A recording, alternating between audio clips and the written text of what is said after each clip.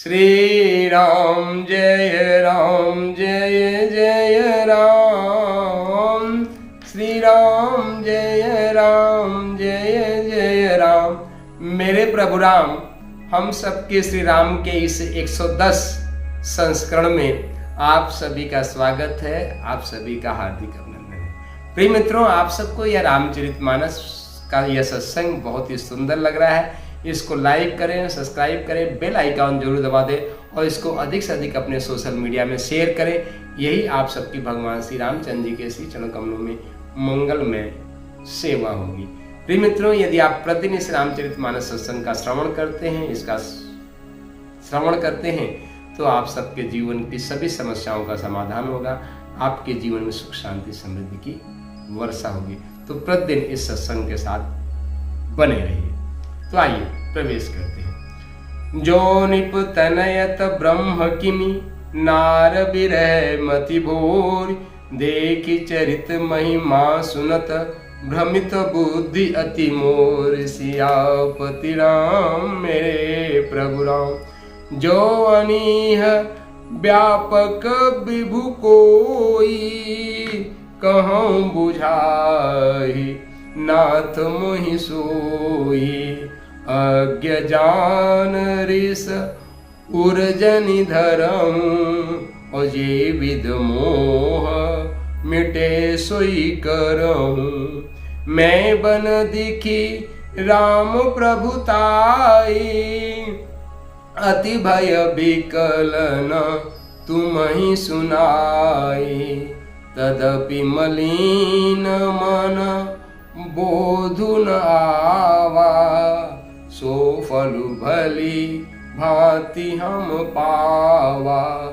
अजहु कछु संशय मन मोरे, करहु कृपा बिन वों कर जोरे। प्रभु तब मोहि बहु भांति प्रबोधा, अनाथ सो समुझी करहु जनि क्रोधा। तब कर अस विमोह अब नाही, राम कथा पर रुचि मन माही। कहूँ पुनीत राम गुण गाथा, भुजगराज भूषण सुरनाथा। बंदौ पद धरनी सिरु विनय करऊँ कर जोर। बरनौ रघुबर बिसद जसु, सुध सिद्धांत निचोर। सियापति राम मेरे प्रभु राम। मेरे प्रभु राम, हम सबके श्री राम के इस 110 संस्करण में आप सभी का हार्दिक अभिनंदन है, हार्दिक स्वागत है। प्रिय मित्रों, आप सबको यह रामचरितमानस का सत्संग बहुत ही सुंदर लग रहा है। इसको लाइक करें, सब्सक्राइब करें, बेल आइकॉन जरूर दबा दें और इसको अधिक से अधिक अपने सोशल मीडिया में शेयर करें। यही आप सबकी भगवान श्री रामचंद्र जी के श्री चरण कमलों में मंगलमय सेवा होगी। तो आइए अब इन्हीं दो और चौपाइयों का हिंदी में भावार्थ हम लोग श्रवण करते हैं। जो निप तनयत ब्रह्म किम नार विरह मति भोर, और देख चरित महिमा सुनत भ्रमित बुद्धि अति मोर। यदि वे राजपुत्र हैं तो ब्रह्म कैसे, और यदि ब्रह्म है तो स्त्रियों के विरह में उनकी मति बावली कैसे होगी। इधर उनके ऐसे चरित्र देखकर और उधर उनकी महिमा सुनकर मेरी बुद्धि अत्यंत चकरा रही है। जो अनीह व्यापक विभु कोई, और कहूँ बुझाई नाथ मोहि सोई। अज्ञ जान ऋषि उर्जनि धरहूँ, जे विद मोह मिटे सोई करहूँ। यदि इच्छा रहित व्यापक समर्थ ब्रह्म कोई और है, तो हे नाथ मुझे उससे समझाकर कहिए। मुझे नादान समझकर मन में क्रोध न लाइए। जिस तरह मेरा मोह दूर हो वही कीजिए। मैं बन दिखी राम प्रभुताई, अति भय विकलन तुम्हें सुनाई। तदप मलिन मन बोधन आवा, सो फल भली भांति ही पावा। मैंने पिछले जन्म में वन में श्री रामचंद्र जी की प्रभुता देखी थी, परंतु अत्यंत भयभीत होने के कारण मैंने वह बात आपको सुनाई नहीं। तो भी मेरे मलिन मन को बोध न हुआ, उसका फल भी मैंने अच्छी तरह पा लिया है। अजहूँ कछु संशय मन मोरे, करहु कृपा बिनमो कर जोरे, प्रभु तब मोहि बहु भांति प्रबोधा, नाथ सो समुझ करहु जन क्रोधा। अब भी मेरे मन में कुछ संदेह है, आप कृपा कीजिए। मैं हाथ जोड़कर विनती करती हूँ, हे प्रभु, आपने उस समय मुझे बहुत तरह से समझाया था, फिर भी मेरा संदेह नहीं गया। हे नाथ, यह सोच कर मुझ पर क्रोध न कीजिए। तब कर अस विमोह अब नाहि, राम कथा पर रुचि मन माहि, कहो पुनीत राम गुण गाथा, भुजग राज भूषण सुरनाथा। मुझे अब पहले जैसा मोह नहीं है, अब तो मेरे मन में राम कथा सुनने की रुचि है। हे शेष नाग को अलंकार रूप में धारण करने वाले देवताओं के नाथ, आप श्री रामचंद्र जी के गुणों की पवित्र कथा कही। बंदो पद धरन सिरु, विनय करऊं कर जोर, और बरनहु रघुबर बिशद जसु, श्रुत सिद्धांत निचोर। मैं पृथ्वी पर स्थिर टेक कर आपके चरणों की वंदना करती हूँ और हाथ जोड़कर विनती करती हूँ, आप वेदों के सिद्धांत को निचोड़कर श्री रघुनाथ जी का निर्मल यश वर्णन कीजिए। बोलो श्याम रामचंद्र जी भगवान की जय। मेरे प्रभु राम, हम सबके श्री राम के इस 110 संस्करण में आप सभी का स्वागत है, आप सभी का हार्दिक अभिनंदन। प्रिय मित्रों, आप सबको यह रामचरितमानस का सत्संग बहुत ही सुंदर लग रहा है, इसको लाइक सब्सक्राइब करके बेल आइकन जरूर दबा दें। और यही आप सबकी भगवान श्री रामचंद्र जी के श्री चरण कमलों में मंगल में सेवा। तो प्रिय मित्रों, बहुत ही सुंदर प्रसंग चल रहा है। पिछले 3 दोहों से, मतलब पिछले 3 संस्करण से हम सब माता पार्वती और भगवान शिव के ही बीच का जो संवाद है उनको श्रवण कर रहे हैं। और इस पूरे संवाद में माता पार्वती की एक ही जिज्ञासा है कि पिछले शरीर अर्थात सती के शरीर में रहते हुए जो गलती हो गई थी, उस गलती का प्रक्षालन करके, उसको जप तप करके अब मैं स्वयं पार्वती बन गई हूँ। पर मेरे मन का जो संदेह है, मेरे मन की जो शंका है, वह दूर नहीं हुई है। क्यों? क्योंकि यहाँ कह रहे हैं कि मेरे मन में मलिनता। इसीलिए संत शिरोमणि गोस्वामी तुलसीदास जी कहते हैं कि निर्मल मन जब स्वयं मन पावे। भगवान श्री राम का जिसका मन निर्मल हो गया है, वही भगवान श्री राम को प्राप्त कर सकता है ना। और इसी को कबीरदास भी कहते हैं, कबीरा मन निर्मल भयो, जैसे गंगा नीर, पाछे पाछे हर फिरत, कहत कबीर कबीर। जैसे यदि हमारा मन पूरी तरीके से निर्मल हो जाता है तो हम भगवान हमारे पीछे पीछे फिरने लगते हैं, है ना। तो मित्रों, सारी समस्या जो है यदि मूल रूप से समझी जाए तो हमारे मन की मलिनता है। अब आप ये कहोगे कि मन मलिन किससे होता है ना। तो मन मलिन होता है मित्रों काम से, क्रोध से, लोभ से, मोह से, मद से, मत्सर से, और इन सब के खडरिपु, इनको शास्त्रों में मित्रों खडरिपु बोला गया। 6 रिपु, 6 रिपु माने राक्षस। और इनका जो बीज स्वरूप है वे अहंकार है ना। अहंकार इन सब का बीज है और इन्हीं अहंकार रूपी बीज से पैदा होते हैं और ये आगे बढ़ते चले जाते हैं, है ना। खडरिपु, सबसे पहले काम। काम मतलब किसी न किसी प्रकार की इच्छा, किसी चीज की वासना। जब काम मन में पैदा होगा तो काम, यदि वह उस काम की पूर्ति नहीं होगी तो स्वाभाविक रूप से आपके मन में क्रोध का जागरण होगा। काम और क्रोध, यदि मान लीजिए कोई भी आपके मन में इच्छा पैदा हुई और उस इच्छा की पूर्ति नहीं हुई तो क्रोध आना वह उस काम की परिणति है। वैसे लोभ, कोई भी वस्तु हमें मिलती है तो हमारे मन में यह वासना रहती है कि वह यह वस्तु सदा हमारे पास है, यही लोभ है। किसी चीज का उपयोग करना ये लोभ नहीं है। लोभ मतलब ये वासना मन में पैदा हो जाना कि ये चीज हमारे पास ही रहे, किसी और के पास नहीं, यही लोभ है। मोह क्या है? मोह अर्थात किसी व्यक्ति के प्रति, किसी जीव के प्रति आपके मन में मोह है ना, कि यह व्यक्ति हमारे को छोड़ के किसी की और की तरफ जाए नहीं, ये सिर्फ मेरी ही बात सुने, मेरा ही रहे, हमारे पास साथ ही सदैव रहे, यही मोह है। जबकि मोह बंधन है, प्रेम बंधन नहीं है। प्रेम तो आपको स्वतंत्रता देता है ना। पर इन ज्ञान विज्ञान को हम नहीं जानते हैं, है ना। हम मोह को ही प्रेम समझ सकते हैं। और आज तो एक बहुत बड़ी समस्या है, आज वासना को ही हमने प्रेम समझ बैठा है।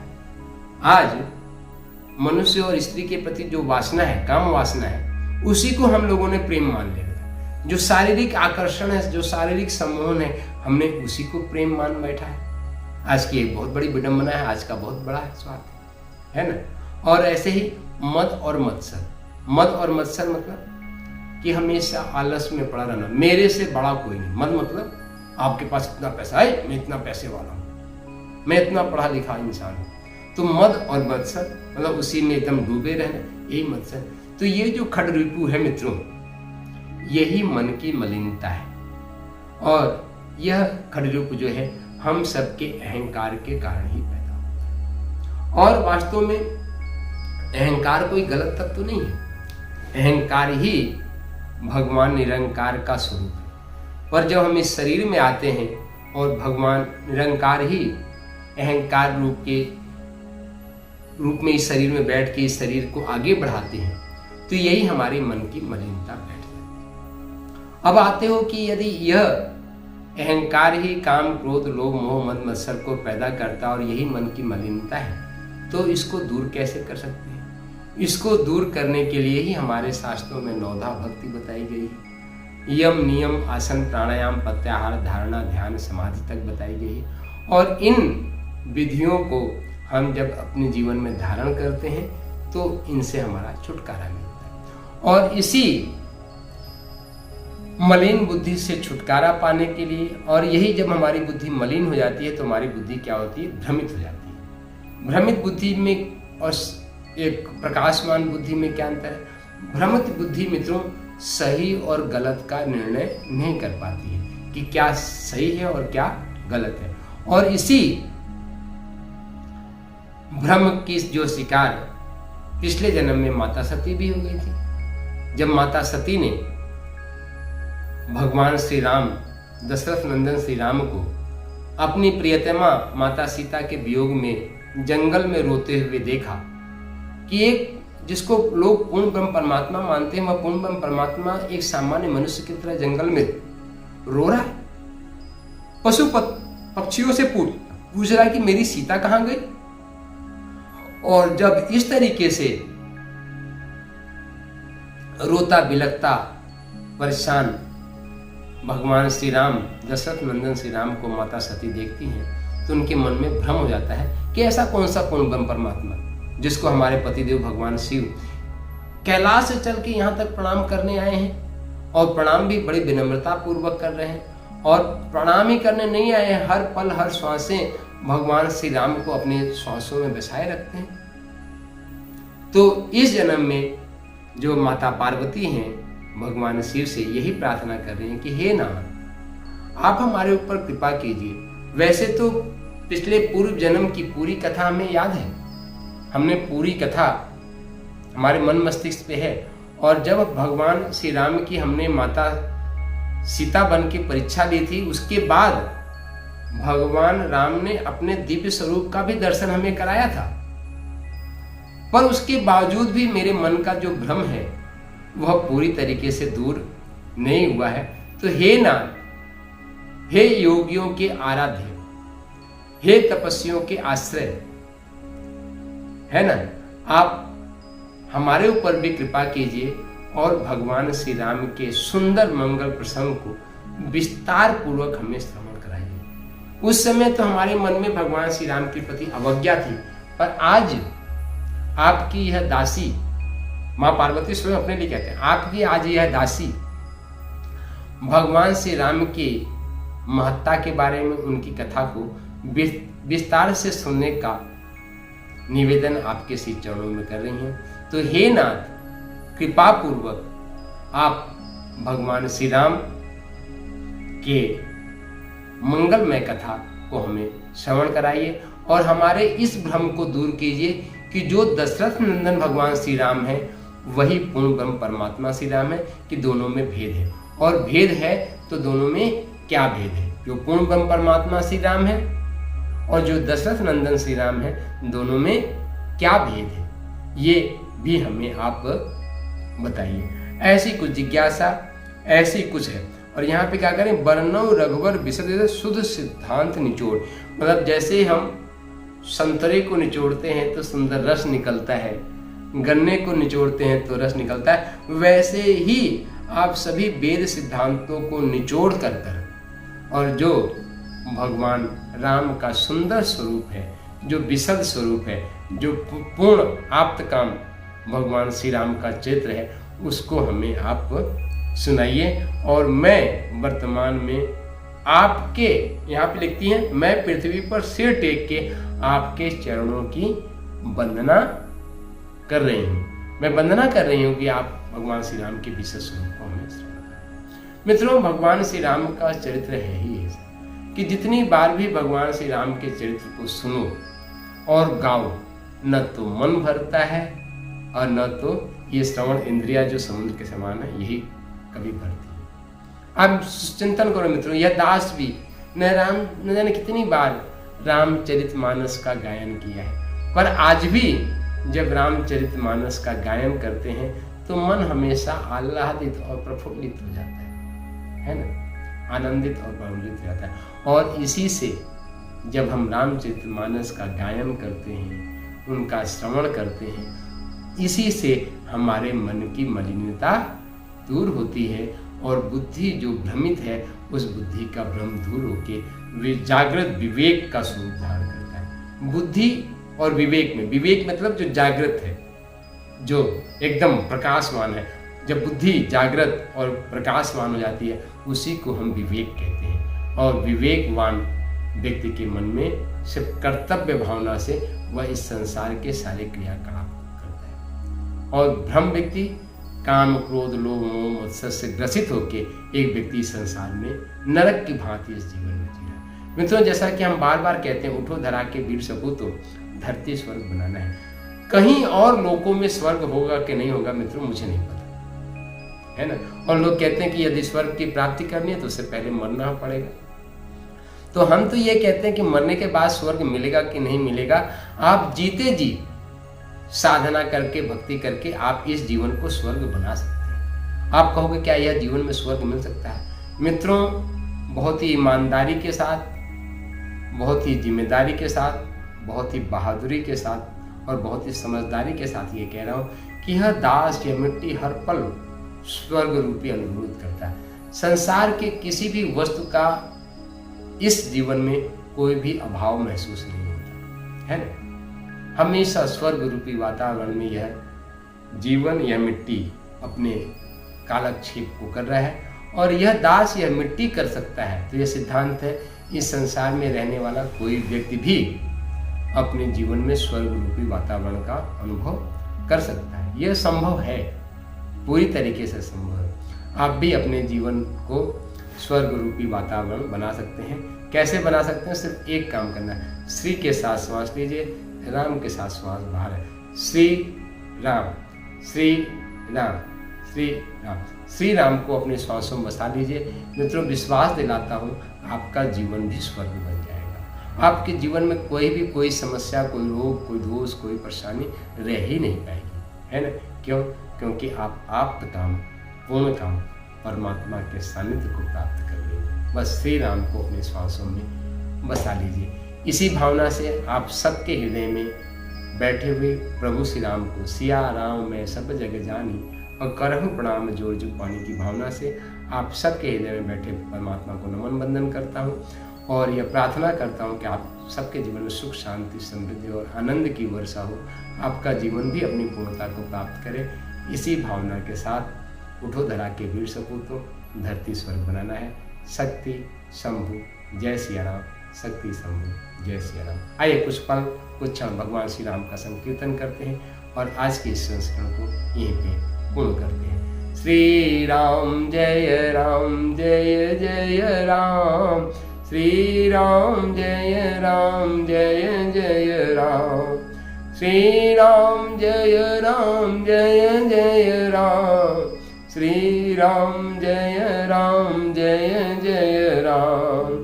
श्री राम जय राम, जय जय राम।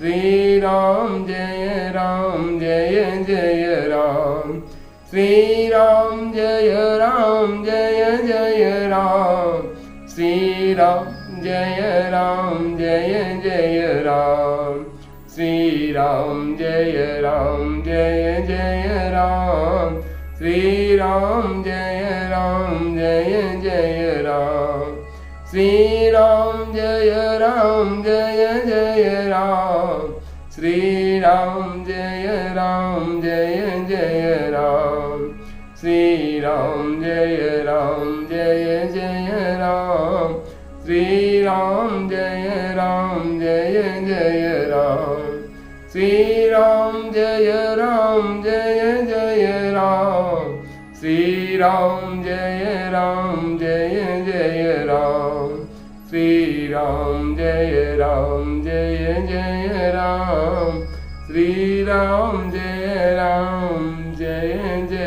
बोलो श्री रामचंद्र भगवान की।